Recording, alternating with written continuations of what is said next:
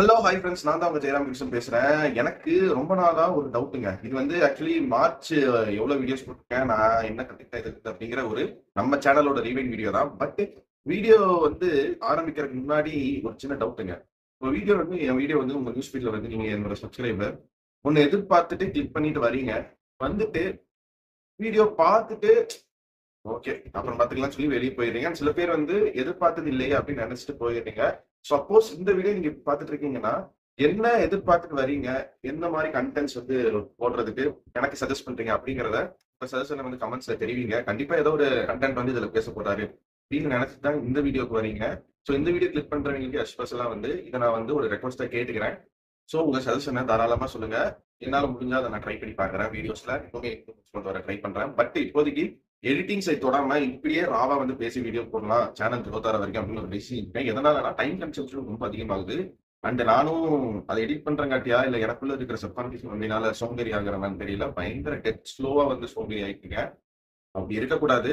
அப்படி இருக்கக்கூடாதுன்னா இந்த மாதிரி ராவா கட் இல்லாம போட்டாதான் வந்து என்னால வந்து வீடியோ வந்து சீக்கிரம் அப்லோட் பண்ணி டைமுக்கு வந்து போட முடியுது. ஸோ ஏதாவது சஜஷன் இருந்தா அதை பத்தியும் வந்து சொல்லுங்க.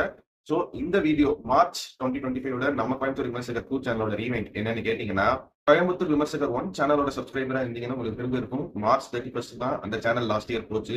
சோ இந்த சேனலுமே வந்து போயிடுமா, ஏதாவது காப்பிரைட் கொடுத்துருவாங்களா அப்படின்னு யோசிச்சு பார்த்து பார்த்து வந்து அது ஷார்ட்ஸா இருந்தாலும் 5 செகண்ட் வீடியோவா இருந்தாலும் நிறுத்தி நிதானமா போட்டு பிரைவேட்ல வச்சுட்டு கிளைண்ட் வருதா இல்லையான்னு சொல்லிட்டு ஒரு ஒன் டேக்கு அப்புறம் தான் வந்து நிறைய வீடியோஸ் வந்து அப்லோட் பண்ணியிருக்கேன். அது ஷார்ட்ஸ் லாங் ஃபார்மேட் வீடியோஸ் இருந்தாலும் சரி, third party photos or videos வந்து யூஸ் பண்ணியிருந்தா அதை செக் பண்ணிட்டு தான் வந்து வீடியோவையோ ஷார்ட்ஸையோ வந்து பப்ளிஷ் பண்றேன்.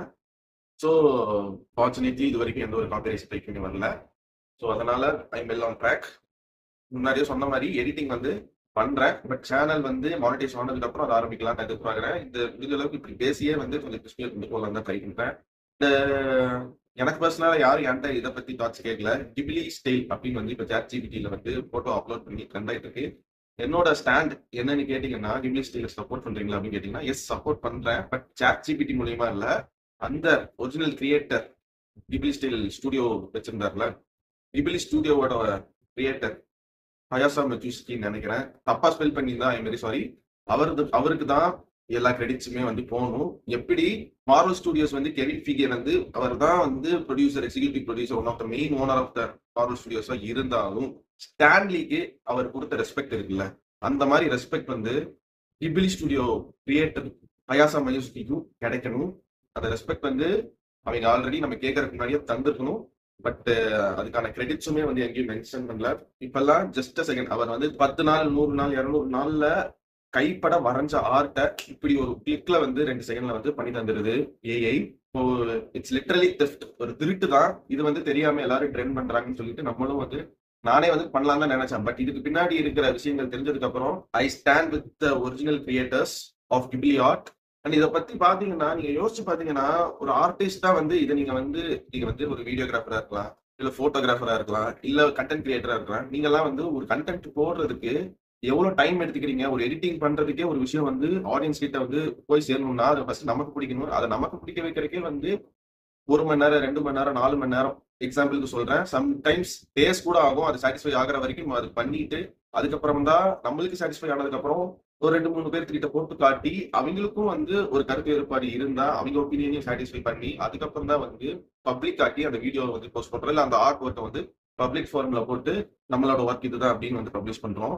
பட் இவ்வளவு விஷயங்கள் இத்தனை நாட்கள் இத்தனை ஹவர்ஸ்ல பண்ற வேலைய ஒரு ஏஐ இப்படிங்கிற ஒரு 2 செகண்ட்ல பண்ணிருச்சுன்னா ஹியூமன்ஸோட ஒர்க் ப்ரெஷர் எங்க போக போகுது? அவங்களோட ஒர்க்கை வந்து கிட்டத்தட்ட வந்து மனுஷங்களை சோம்பேறி ஆக்கிறது, டைம் கன்சப்ஷனை வந்து கம்மி பண்ணுது அப்படின்னு சொல்லி ஒர்க் பண்ணாலுமே வந்து கொஞ்சம் லாஜிக்கலா யோசிச்சு பார்த்தா human always to be head of everything. அது ஏஐயா இருக்கட்டும், என்ன விஷயமா இருக்கட்டும், அந்த ஒரு ஒரிஜினாலிட்டி, அந்த ஒரு ஒர்க் ப்ளஷர் அப்படின்னு சொல்லுவாங்கல்ல, அது வந்து கம்ப்ளீட்டா போயிடும். இந்த மாதிரி விஷயங்கள் இப்படி சின்னதா ஆரம்பிக்கிறதுல இருந்தா வந்து எல்லாமே கடந்து போகும்.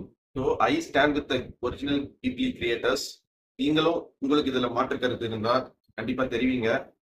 பட் என்னோட ஸ்டாண்ட் இதுதான். இது வந்து தப்பா கூட இருக்கலாம். எனக்கு எனக்கு தெரிஞ்ச நாலேஜை வச்சு இதை பத்தி நான் பேசியிருக்கேன். உங்களுக்கு இது மாற்று கருத்து இருந்தா, இல்லை நீங்க இதெல்லாம் தெரியாம பேசிட்டு இருக்கீங்க அப்படின்னு வந்து நான் ஏதாவது தவறான இன்ஃபர்மேஷன் இந்த வீடியோல ப்ரொவைட் பண்ணியிருந்தேன்னா, நான் இப்பவே வந்து அந்த தப்பான இன்ஃபர்மேஷனுக்காக ஒரு அப்பாலஜிஸ் கேட்டுக்கிறேன். பட் ஸ்டில் என்னோட ஸ்டாண்ட் இதுதான். உங்களோட கருத்து இதை பத்தி என்ன? And coming to March 2025 rewind, இந்த மாசம் பாத்தீங்கன்னா 2025ல வீரதீர சூரன் பார்ட் 2 இந்த படம் வந்து நல்லா என்ஜாய் பண்ணி தியேட்டர்ல பார்த்தேன். இந்த படத்தோட ஸ்பாய்லர் இல்லாத ரிவ்யூக்குமே நிறைய சப்போர்ட் தந்திருக்கீங்க. ரொம்ப ரொம்ப தேங்க்ஸ். போன வருஷம் பண்ண வீடியோஸ்லயே வந்து பாத்தீங்கன்னா வாழை இன்னொரு வீடியோ போடல எடிட்டிங் பண்ணாதங்காட்டி, சூர்யா சாட்டர்டே, இக்ரா, ஸ்மைல் மேன், P17 இப்படின்னு ஒரு 7 வீடியோ பெட்டிங்ல இருக்கு. எடிட்டிங் இல்லாம கண்டிப்பா வந்து சுத்தமா ராவா நான் எப்படி பேசுறேனோ அதை நீங்க வந்து யூடியூப்ல வந்து பார்க்க போறீங்க.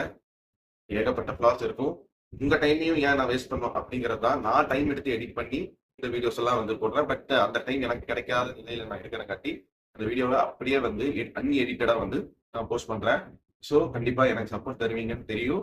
அண்ட் இந்த விஷயங்களுக்கு ஒரு ஒரு மாரலா நான் ஒரு குட்டி மெசேஜா ஸ்டார்டிங்ல சொல்லணும்னு நினைச்சது என்னன்னா, அக்செப்டன்ஸ். அதாவது நிறைய பெர்ஸ்பெக்டிவ் இருக்கு அக்செப்டன்ஸ்ல. நான் என்ன நினைக்கிறேன்னா, நீங்க சின்ன வயசுல இருந்து இப்ப வரைக்குமே வந்து ஒரு விஷயத்த நம்பிட்டு இருக்கீங்க. நம்மளுக்கு அது ரொம்பவே பிடிச்சிருக்கும். பட் அந்த விஷயங்கள் நம்மளுக்கு பிடிக்காத மாதிரியா மாறும்போது, அதன் மேல நம்மளுக்கு முரண் இருக்கும்போது அதை நம்மளால அக்செப்ட் பண்ணிக்கவே முடியாது. இத்தனை வருஷமா நான் நம்பினது இதைத்தானா, இந்த ஒரு ஸ்கேம் தான் இத்தனை நாள் நான் நம்பிட்டு இருந்தேன் அப்படின்னு அதை அக்செப்ட் பண்ணிக்கிற மனப்பக்குவம் வந்து ரொம்ப ஸ்டாக்னண்டா வந்து டக்குன்னு வந்து எல்லாருக்கும் வந்துடாது.